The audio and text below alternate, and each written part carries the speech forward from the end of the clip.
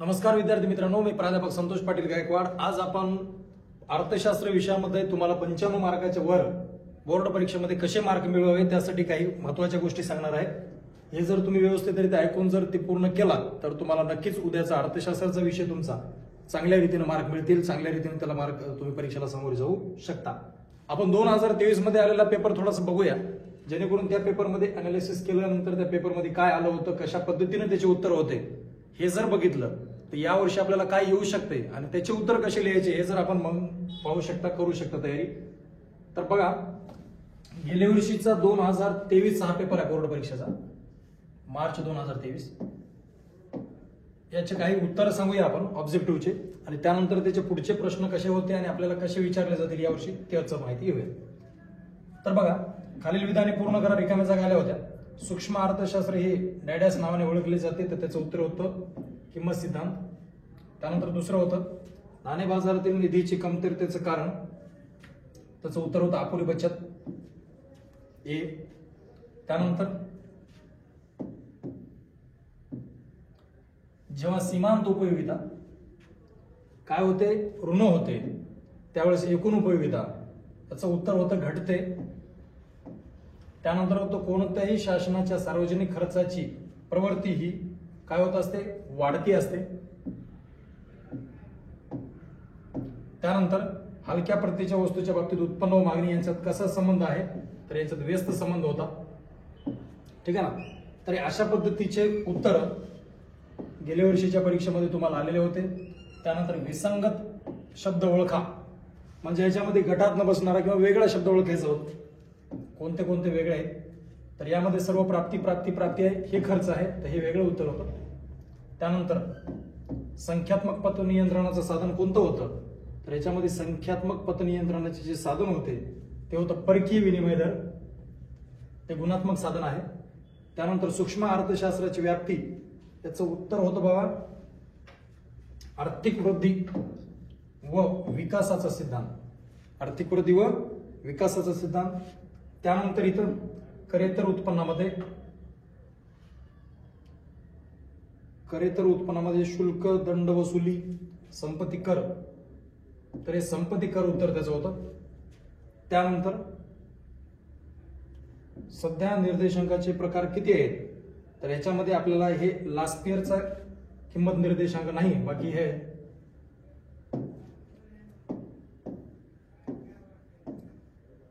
त्यानंतर इथं बघा अर्थशास्त्रीय पारिभाषिक शब्द लिहा, तर इथं पारिभाषिक म्हणजे शब्द समूह, त्यांनी एक वळ दिलेली आहे, त्याचं एका वाक्यात किंवा एक शब्दात उत्तर आपल्याला द्यायचं होतं। तर इथं याचं उत्तर असेल आपलं राष्ट्रीय उत्पन्न। राष्ट्रीय उत्पन्न एखाद्या विशिष्ट कालखंडात निर्माण करण्यात आलेल्या वस्तू आणि सेवांचे दुहेरी मोजदाद किंवा मोजमाप होऊ न देता केलेलं मापन म्हणजे काय, तर त्याचं उत्तर आहे राष्ट्रीय उत्पन्न, ठीक आहे। त्यानंतर अशी इच्छा जिच्या पाठीमागे खरेदी शक्तीचे पाठबळ आणि पैसा खर्च करण्याची मानसिक तयारी असते त्याला मागणी म्हणतात, त्याचं उत्तर आहे मागणी। त्यानंतर किमतीतील बदलामुळे वस्तूच्या मागणीत बदल घडून येतो, त्याला काय म्हणतात, तर त्याला मागणीची किंमत लवचिकता म्हणतात, मागणीची किंमत लवचिकता।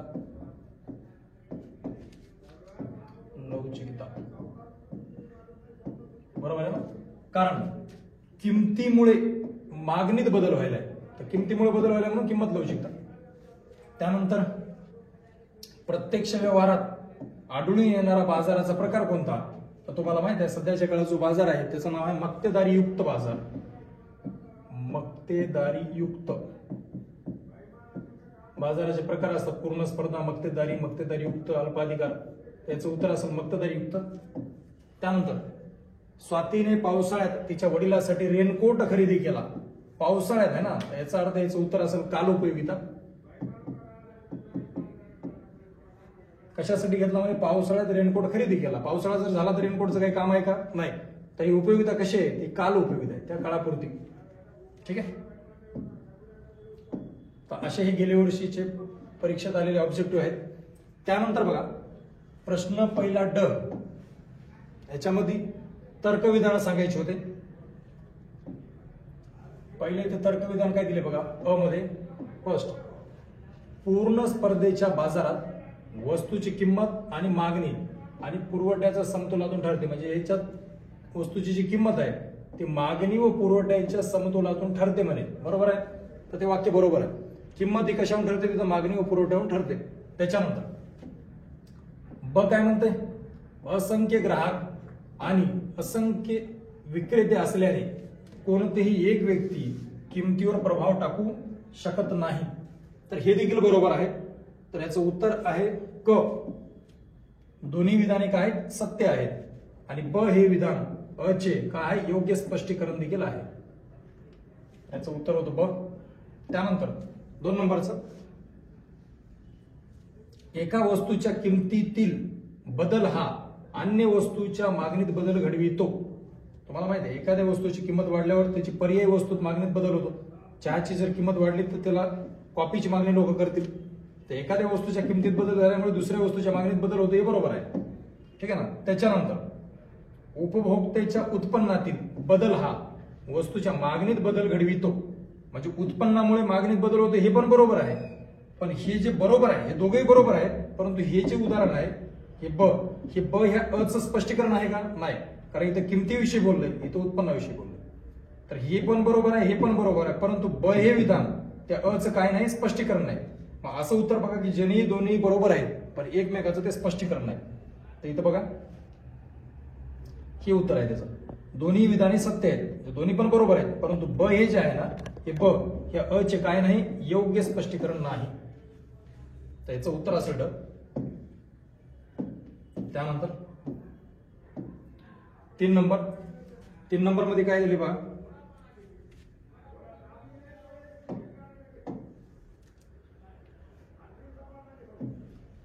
स्व उपभोगासाठीचे उत्पादन राष्ट्रीय उत्पन्नात मोजले जात नाही. म्हणजे तुम्ही जर स्वतःसाठी जर काही खाल्ला असेल किंवा स्वतःसाठी जर काही घेतला असेल तर ते राष्ट्रीय उत्पन्नात मोजलं जात नाही. त्याच्यानंतर आहे स्व उपभोगासाठीचे उत्पादन विक्रीसाठी बाजारात येत नाही. म्हणजे स्वतःसाठी आपण वापरायला जे ठेवलं ते बाजारात काय केलं जात नाही, म्हणजे विक्रीसाठी ठेवलं जात नाही. तर बघा तुम्ही स्वतःसाठी जर काही उत्पन्न किंवा उत्पादन केलं असेल तर ते मोजता का, मोजत नाही, बरोबर आहे.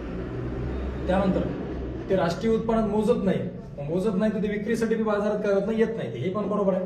तर दोन्ही विधानं बरोबर आहेत असं कुठं आहे, तर दोन्ही विधाने हे सत्य आहेत आणि ते एकमेकाचं योग्य स्पष्टीकरण पण आहे. त्याचं उत्तर आहे क. त्यानंतर ते थोडं फास्ट घ्यायला, एवढं फार मोठा होऊ नये म्हणून, बरं का. त्यानंतर 4 बघा, व्यापारी बँकेअंतर्गत परकीय विनिमय व्यवस्थापन व नियंत्रण केले जाते. तर व्यापारी बँकेअंतर्गत नियंत्रण केले जाते का, तर नाही केले जाते. मध्यवर्ती बँकेअंतर्गत केले जाते.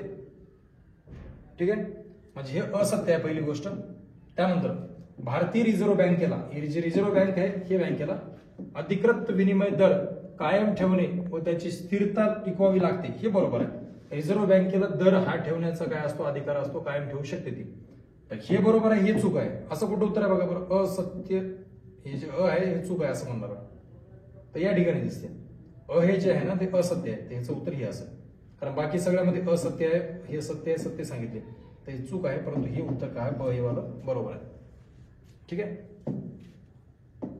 त्यानंतर 5व्या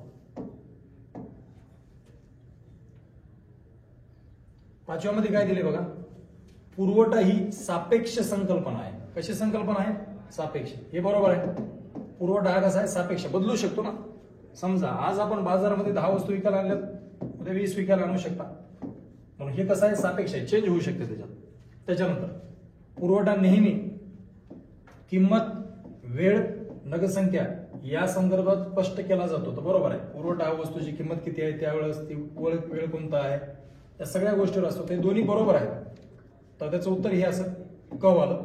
दोन्ही विधाने काय सत्य आहेत आणि ते दोन्ही जण एकमेकाचं काय करतात, स्पष्टीकरण करतात. तर अशा पद्धतीचे उत्तर ऑब्जेक्टिव्हचे होते. त्यानंतर संकल्पना स्पष्ट करायला आपल्याला आलेल्या होत्या. त्या संकल्पनेमध्ये काय करायचं, ती संकल्पना कोणती आहे आणि त्याची व्याख्या लिहायची. तर तुम्हाला एक एक मार्क, ही कोणती संकल्पना आहे ती ओळखायला आणि त्याचं व्याख्या लिहिल्याच्या नंतर त्याचा 1 मार्क दुसरा, अशा तुम्हाला त्याचे 2 मार्क मिळू शकतात. यावर्षी पण अशाच ऑब्जेक्टिव्ह येऊ शकतं बरं का. बघा मग आता काय दिले. एका टेबल विक्रेत्याने, एक टेबल विकणारा व्यक्ती आहे त्याने 2000 प्रति टेबल, म्हणजे एक टेबल 2000ला, प्रति शब्द अर्थ म्हणजे एकाची किंमत 2000 रुपये प्रति टेबल याप्रमाणे 15 टेबलची काय केली, विक्री केली. तर त्यापासून त्याला 30,000 मिळाले. ते बरोबर आहे. 2000ला एक टेबल, तर 15 टेबल त्याने विकले. तर 15 दुनी 30, बाकी शून्य लागले तर 30,000 ना. त्याला किती मिळाले, 30,000. त्याचं काय असू शकतं उत्तर. 2000ला एक टेबल, असे 15 टेबल विकले, 30,000 आले. तर ह्याचं उत्तर असेल एकूण प्राप्ती. तर त्याची एकूण उत्पन्न आहे ना, त्याचं एकूण प्राप्ती आहे, त्याला मिळालेली एकूण प्राप्ती. मग तुम्हाला पहिल्यांदा याचा एक नंबर असं बाण मारणे, त्याच्यात एकूण प्राप्ती नाव टाकणे आणि एकूण प्राप्ती टाकल्यावर त्या एकूण प्राप्तीची व्याख्या लिहिणे. एवढं काम असेल तर 2 मार्क मिळू शकतात. ते कसं लिहायचंय बघा, या ठिकाणी उत्तर दिले.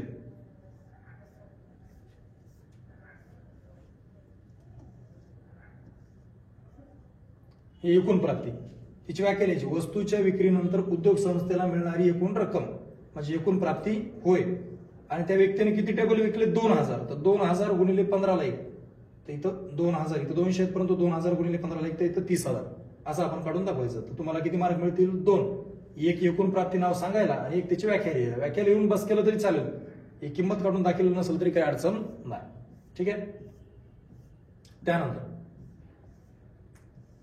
दुसरं काय दिले बघा. इंग्लंडने भारतातून कापसाची आयात केली. आता मला सांगा, इंग्लंड एक देश आहे, त्या इंग्लंड देशानं काय केलं म्हणे,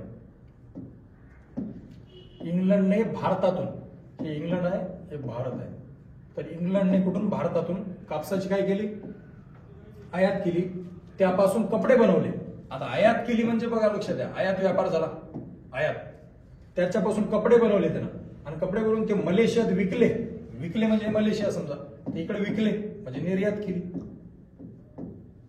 तर ते आयात एका देशातून केली, दुसऱ्या देशात त्यानं निर्यात केली. जर असं आयात निर्यात जर एकत्र होत असेल तर त्याला पुनर्निर्यात म्हणतात. त्याला काय म्हणतात, पुनर्निर्यात. आयात व्यापार आणि पुनर्निर्यात व्यापार या दोन्हीचं जर एकत्र असेल, एकत्रीकरण म्हणजेच पुनर्निर्यात व्यापार होय. आयात व्यापार व निर्यात व्यापार यांचे एकत्रीकरण म्हणजेच काय होय, पुनर्निर्यात व्यापार. तर त्याचं उत्तर असेल पुनर्निर्यात व्यापार. त्याच्याविषयी उत्तर कसं लिहायचं असतं तुम्ही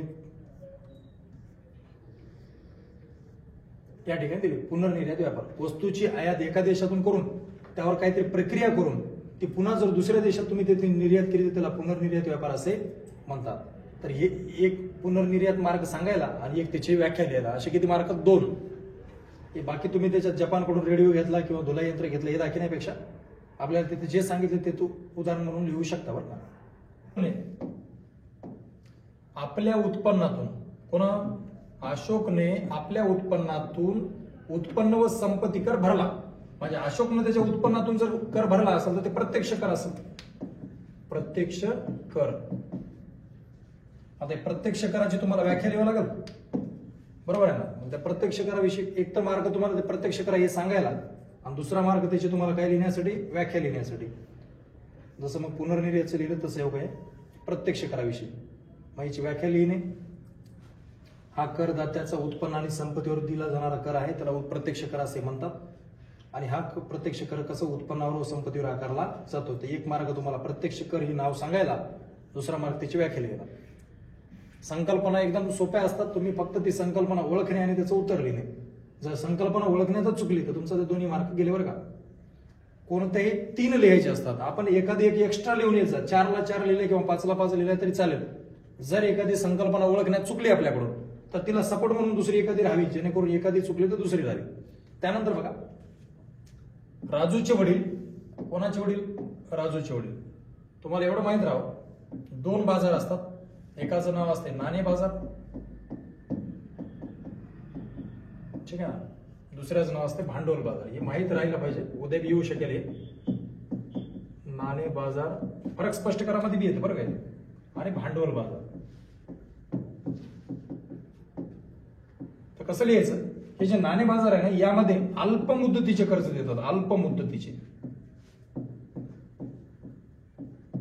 जर समजा एखाद्या कोण्या व्यक्तीला 1 दिवसासाठी, 2 दिवसासाठी, 8 दिवसासाठी, 10 दिवसासाठी, 1 महिन्यापर्यंत काही पैसे लोन पाहिजे, तर तो कुठं जायला पाहिजे, तर नाणे बाजारात जायला पाहिजे, तिथून लोन घेतलं पाहिजे अल्प मुदत 1 महिन्यापर्यंत. आणि जर समजा एखाद्याला मध्यम मुदतीसाठी नाहीतर उदाहरणार्थ दीर्घ मुदतीसाठी जर लोन घ्यायचं असेल तर त्यानं कुठं जायला पाहिजे, त्यानं भांडवल बाजारात जायला पाहिजे. म्हणजे किती, 5-6 महिन्यासाठी, 1 वर्षासाठी, 10 वर्षासाठी, 20 वर्षासाठी, म्हणजे मध्यम मुदत नाही तर दीर्घ, 1 दिवस 2 दिवस दिवसामध्ये जायचं असेल तर इकडे जायला पाहिजे म्हणजे अल्प मुदतीच्या बाजारात. आणि जर इतर जास्त दिवसासाठी जायचं मध्यम दीर्घ मुदतीचे बाजार किंवा खर्च खरेदी करण्यासाठी तर या बाजारात. मग लक्षात ठेवा, जर असं दिलं अल्प मुदतीचे कर्ज कोण्या बाजारात मिळतं, तर नाणे बाजारात. मध्यम व दीर्घ मुदतीचे कर्ज कुठे मिळतं, तर भांडवल बाजारात. तर तुम्हाला जर उद्या फरक स्पष्ट करायचा आला 2 मार्काने येते, तर पहिल्यांदा ही व्याख्या लिहिणे, ज्या बाजारामध्ये अल्प मुदतीच्या कर्जाची देवाणघेवाण केली जाते त्याला अल्प नाणे बाजार म्हणतात. इकडे ज्या बाजारामध्ये मध्यम व दीर्घ मुदतीच्या कर्जाची देवाणघेवाण केली जाते त्याला भांडवल बाजार असे म्हणतात.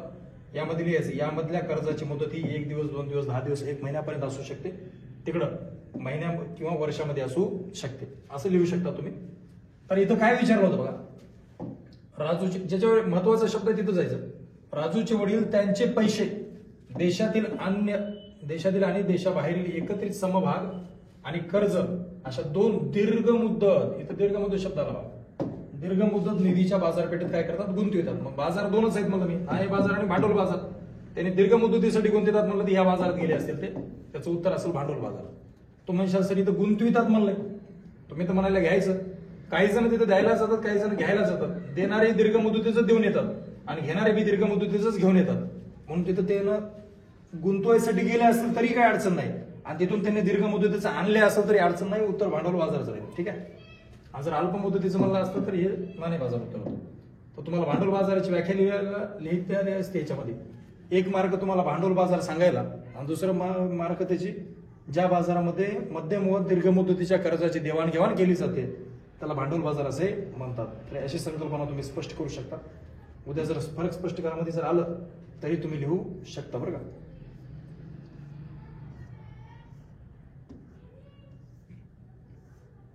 या ठिकाणी बघा, भारतातील भांडवल बाजार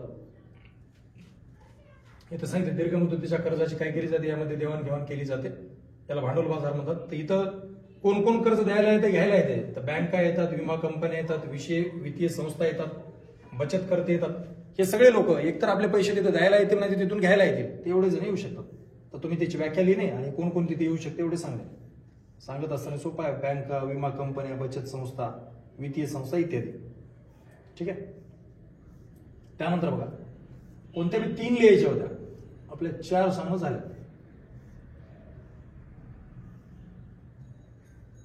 पाचवं काय मध्ये बघा, गरीब व्यक्तीला कार हवी आहे. आता त्याच्या नावातच सांगितलं गरीब व्यक्ती आहे त्याला कार पाहिजे, तर गरीबाला कार भेटेल का, नाही भेटणार. तसं तर मिळायला पाहिजे, परंतु गरीब व्यक्तीला कार हवी आहे तर ही त्याच्या बिचाऱ्याची इच्छा आहे. इच्छा, मागणी होऊ शकते का, नाही, कारण त्याच्याकडे पैसा नाही म्हणे परंतु त्याला कार हवी आहे असं तर आहे, तर त्याची ती इच्छा आहे. तर याचा मार्क पाहिजे पहिल्यांदा एक इच्छा नाव लिहिणे आणि इच्छाच्या नंतर त्याची व्याख्या लिहिणे. तर इच्छाची व्याख्या काय, एखादी वस्तू हवीशी वाटणे त्याला इच्छा असे म्हणतात. आपल्याला बरेच जणांना काही नवीन नवीन गोष्टी हव्याशी वाटतात, तर ती तुमची काय इच्छा आहे. परंतु इच्छा ही मागणी होऊ शकते का, नाही. त्याच्यासाठी तुमच्याकडे जवळ पैसा असला पाहिजे. पैसा, इच्छा, त्याच्यात पैसा असला पाहिजे, ते पैसा खर्च करण्याची तयारी बी असली पाहिजे. खर्च करण्याची तयारी, तरच तुमची मागणी पूर्ण होऊ शकते. म्हणून मागणी होण्यासाठी 3 जण पाहिजे. उद्या जर मागणी जर आलं, समजा मागणी त्याच्याविषयी माहिती लिहा किंवा मागणी संकल्पना स्पष्ट करा, तर मागणी होण्यासाठी इच्छा असली पाहिजे, म्हणजे ती गोष्ट हवीशी वाटली पाहिजे. हवीशी वाटून चालत नाही, तर पैसा जवळ असला पाहिजे. पैसा असून चालत नाही, तो पैसा खर्च करण्याची त्याच्यामध्ये तयारी बी असली पाहिजे. एखाद्याला समजा उदाहरणार्थ कार घ्यायची वाटायली, इच्छा आहे कार घेऊ वाटायली, पण त्या कार घेण्यासाठी त्याच्याजवळ पैसाच नसेल, तर इच्छा ती किंवा कार मागणी पूर्ण होईल का, नाही. इच्छा असली पाहिजे, पैसा असला पाहिजे, पैसा असून चालत नाही, त्याच्याकडे खर्चायची बी ती ताकद असली पाहिजे, इच्छा असली पाहिजे, खर्च करूया चला. तर असं असेल तरच ते शक्य होईल, अन्यथा होणार नाही.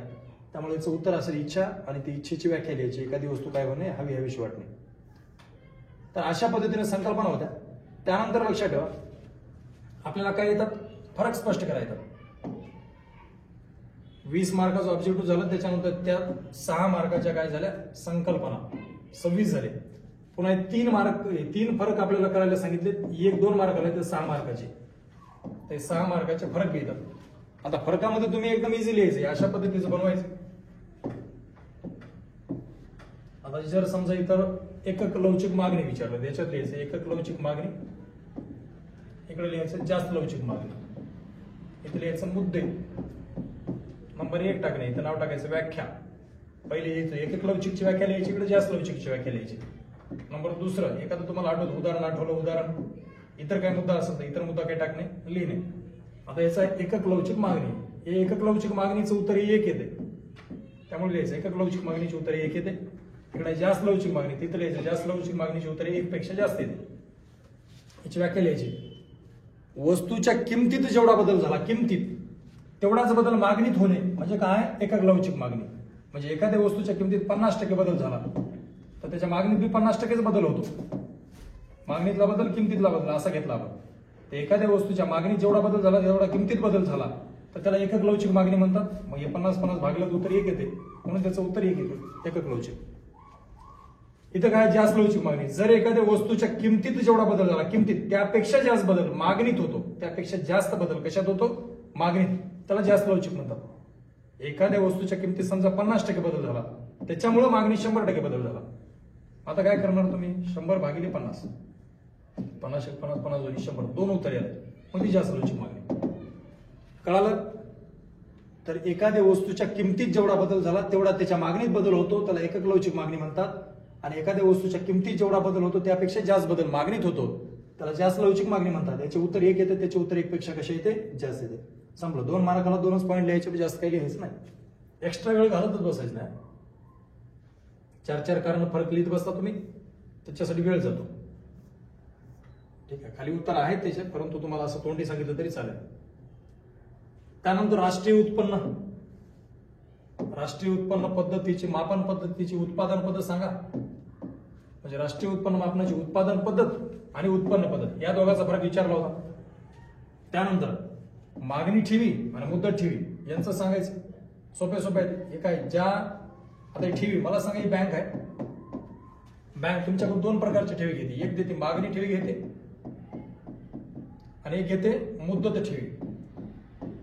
मग मला सांगा ही मागणीची ठेवी असते की नाही, ही मागता क्षणी बँक रिटर्न करते, मागता क्षणी रिटर्न करते. म्हणजे ही समजा बँक आहे आणि हे खातेदार आहे, हा एक खातेदार आहे. यानं पण आपल्या बँकेमध्ये पैसे नेऊन ठेवले 1 लाख, ह्यानं पण पैसे 1 लाख ठेवले. ह्याने 1 लाख जे ठेवले ना, त्याला काय केलं, बँकेला मागता क्षणी रिटर्न द्या असं सांगितलं.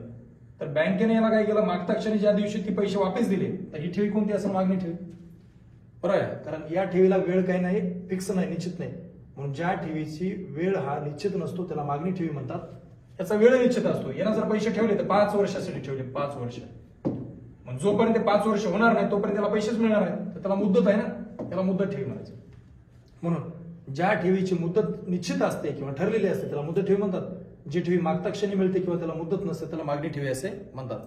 मग एक व्याख्या लिहिल्यानंतर याला खाली लिहू शकता. ही ठेवीसाठी मुदत फिक्स नसते, वेळ ठरलेला नसतो. याच्यामध्ये चालू ठेवी आणि बचत ठेवी या 2 ठेवी येतात. इकडं आवर्ती ठेवी आणि दुसरी मुदत ठेवी या ठेवी येऊ शकतात. मग व्याख्या सांगून तुम्ही याला वेळ नसतो आणि याला वेळ असतो एवढं म्हणलं तरी चालेल, 2च फरक लिहायचे. ठीक आहे. त्याच्यानंतर हे साधा निर्देशांक, भारितून निर्देशांक, साठा आणि पुरवठा हे बी लिहू शकता. सोपे जेणेकरून लिहा आणि 2-2च मुद्दे लिहा, वेळ जाणार नाही, मार्क कटणार नाही. ठीक आहे. साठा आणि पुरवठा. साठा म्हणजे काय, आता मला सांगा, एखाद्या शेतकऱ्यानं आपल्या शेतामध्ये 100 पोते गहू पिकवला, तर 100ला 100 त्याने पिकवलं बरं का, तर 100ला 100 जे पिकवलं ते झाला साठा. ह्याच्यातले 80 त्याने विकायला नेलं बाजारात, 80 आणि 20 घरी खायला ठेवलं. सांगा मग, जे 100 पिकवलं त्याच्यातून 20 घरी खायला ठेवलं, हे जे 100 पिकवलं ते साठा. 20 घरी खायला ठेवलं ते तर स्वतःच्या खाजगी कामासाठी ठेवलं, याला बचत म्हणू शकता किंवा स्वतःसाठी ठेवलं. ठीक आहे ना. खाजगी कामासाठी म्हणजे खाजगी खर्च, उत्पादन किंवा उपभोग म्हणू शकता, उपभोग. साठा किती, 100 नगाचा केला, त्याच्यातले 20 घरी ठेवले, 80 बाजारात नेऊन विकले, त्याचे बाजारात विकले ते पुरवठा. ते काय, पुरवठा. तर सांगू शकता ना, वस्तू जेवढ्या तयार केल्या त्याला साठा असे म्हणतात, जेवढ्या बाजारात विक्रीसाठी नेलं त्याला पुरवठा असे म्हणतात. साठा हा जास्त असू शकतो कारण साठ्यातूनच पुरवठा निघतो ना, त्यामुळे साठा हा स्त्रोत असतो. स्त्रोत म्हणजे मार्ग तयार झालेला. आणि हे कोण असतो? प्रवाह असतो. प्रवाह हे स्त्रोत असतो तो प्रवाह असतो. साठ्यातूनच पुरवठा होतो पण पुरवठ्यातून साठा होऊ शकत नाही. असे दोन फरक लिहू शकता सोपे वाले. त्यानंतर काय दिलं बघा, खालील प्रश्नाचे उत्तर लिहा कोणतेही 3. आता ह्याच्यामध्ये काय काय दिले? सूक्ष्म अर्थशास्त्राचे महत्व सांगा. सूक्ष्म अर्थशास्त्राचे महत्व कोणतेही किती? 4. आता पुस्तकात 10 असतील 5 असतील ते बघायचे नाही, मोजून 4च लिहायचे परीक्षेमध्ये. वेळ बी वाचेल आपला. उत्तर बघा दाखवतो तो.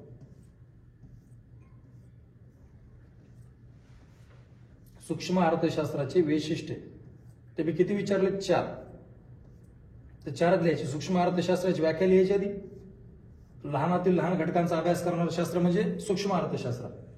छोट्या छोट्या गोष्टीचा अभ्यास करते ते, त्याला काय म्हणायचं? सूक्ष्म. हे फरक लिहिणे. हे सांगितलं साठा हा स्त्रोत आहे तर ती काय? पुरवठा हा प्रवाह आहे. आता सांगितलं तसं. साठा हा मोठा असतो व्यापक, पुरवठा हा संकुचित असतो, कारण ह्याच्यातून तो तयार होतो.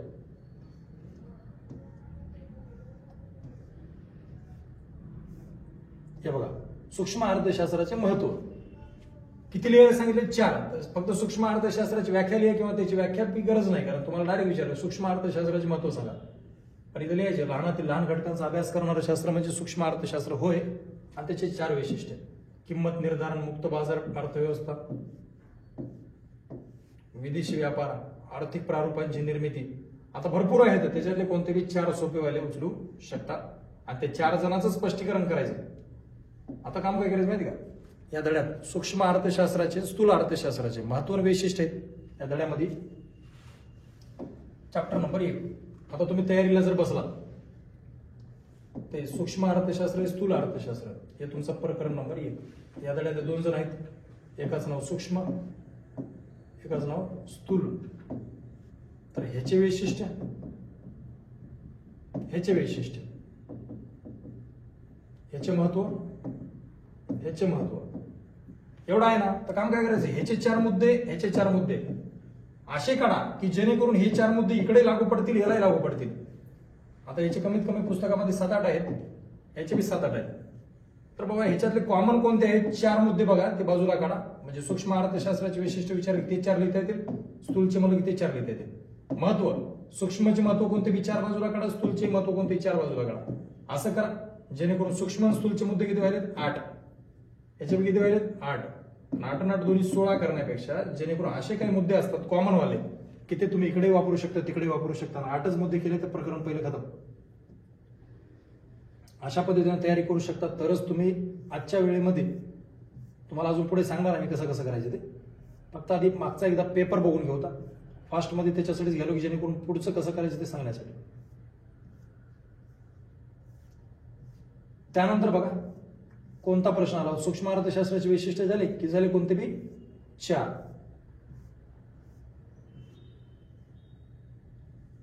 इथं बघा, मागणीची किंमत लवचिकता मोजण्याची गुणोत्तर पद्धत काय करा? स्पष्ट करा.